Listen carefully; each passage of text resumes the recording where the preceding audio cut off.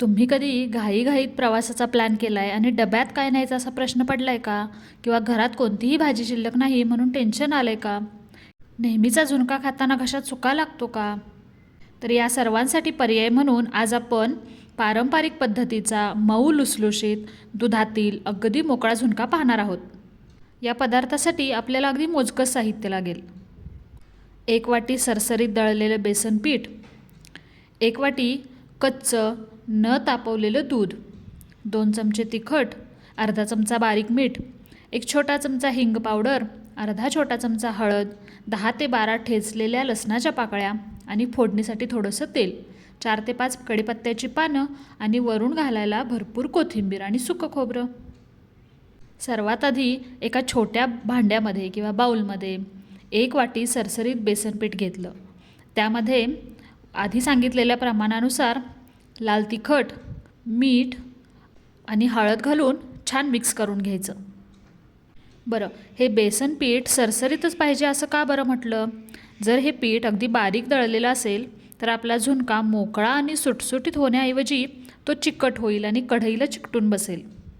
आता यामध्ये पाण्याचा एकही थेंब न टाकता 1 वाटी न तापवलेलं कच्चं दूध घाला आणि छान एकत्र करून एकसारखी मस्त पेस्ट तयार करून घ्या.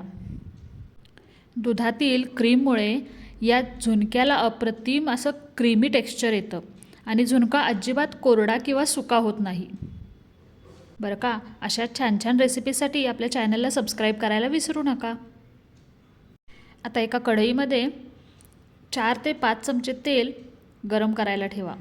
कढई शक्यतो जाडबुडाचीच असावी, म्हणजे हा झुणका तळाला जास्त चिकटणार नाही. तेल चांगलं कडकडीत तापलं की त्यात आधी मोहरी आणि जिरे टाकून मस्त तडतडू द्या. त्यानंतर कढीपत्ता आणि आपण ठेचून घेतलेला भरपूर लसूण घाला. लसणाचा रंग हलका सोनेरी होईपर्यंत परतला की त्यामध्ये थोडीशी हळद टाका आणि हिंगसुद्धा. छान अशी खमंग फोडणी तयार झाली की गॅस अगदी बारीक करा आणि आपण जी दूध आणि बेसनाची पेस्ट बनवून ठेवली होती ती कढईत हळूहळू ओता.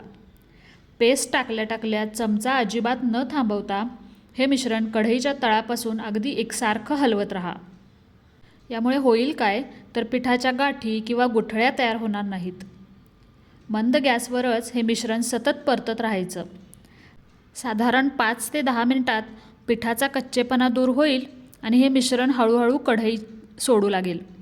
तसेच त्याचा रंग बदलून थोडं पारदर्शक किंवा ट्रान्सपरंट दिसायला लागेल.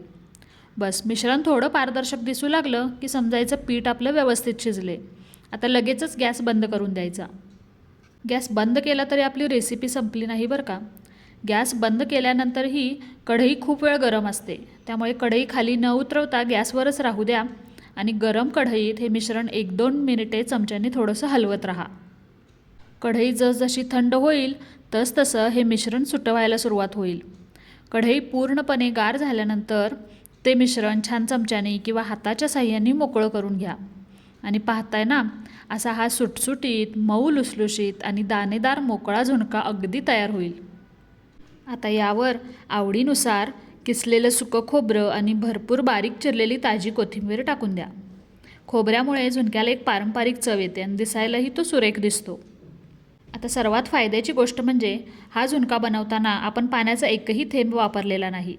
संपूर्ण रेसिपी आपण दुधात आणि तेलात शिजवलेली असल्यामुळे हा झुणका फ्रीज बाहेरसुद्धा सलग 2 दिवस छान टिकतो, अजिबात खराब होत नाही. म्हणूनच जेव्हा कधी तुम्ही लांबच्या प्रवासाला जात असाल किंवा वीकेंड ट्रिपचा प्लॅन असेल तेव्हा डब्यासाठी हा एक उत्तम आणि चवदार पर्याय आहे. तुम्हाला ही रेसिपी बनवून पाहायला आवडेल का? नक्की कमेंट करून सांगा. धन्यवाद.